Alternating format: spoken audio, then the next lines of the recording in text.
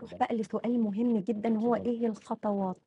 إيه الخطوات القانونية اللي لازم أتّبعها لو عاوز مثلًا أشتري في الشيخ زايد أو في التجمُّع الخامس أو إمم. في الساحل الشمالي مثلًا، وإزاي أضمن إن الصفقة دي اللي أنا عملتها آمنة 100% قانونية وكمان حقوقي وواجباتي كمالك جديد بقى، كويس. إحنا بعدنا عن اهم. المَلِك القديم، وفي مخاطر قانونية أو مساءلات قانونية مالية ممكن أواجهها في العملية دي والّا لأ؟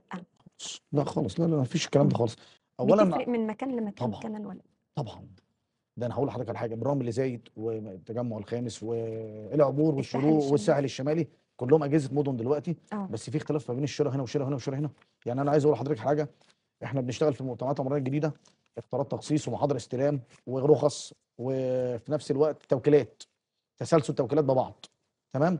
عندنا في التجمع مثلًا بيتكلموا في حاجة مهمة جدًا، لازم يكون التوكيل الحصة بتاعتك فيها نسبة مئوية، نسبة مئوية من الأرض عشان أعرف أسجل جهاز. زايد وأكتوبر وبدر والشروق والعبور ما بيشترطوش، على الرغم ان انت تحت مظله واحده. على فكره برضه في اكتوبر مش شرط اختار تخصيص، بيبقى حاجه اسمها محضر تسليم، آه، ما فيش اختيار تخصيص فيه.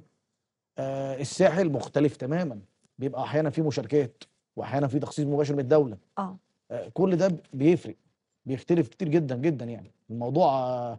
بصي العقار ما فيش ثابت، ده انا هقول لحضرتك حاجه، العبور نفسها آه، فيها جزء إمم، تبع اشراف طبعا هيئه المكافحه التموينيه وجهاز العبور، آه، وفي جزء مثلا كان مزارع اسمها مزارع عرابي، عرابي دي قانونت دلوقتي، أيوه، دخلت في الحيز الكردون المباني وفي مصالحات وحاجات زي كده، هي ارض زراعه اساسا. إمم، يعني شوفي حتى في مكان واحد وفي طرق شراء مختلفه، ودي جمعيه وده جهاز وفيلم، يعني الموضوع ما فيهوش ثوابت في العقارات ما فيش ثوابت، خالص.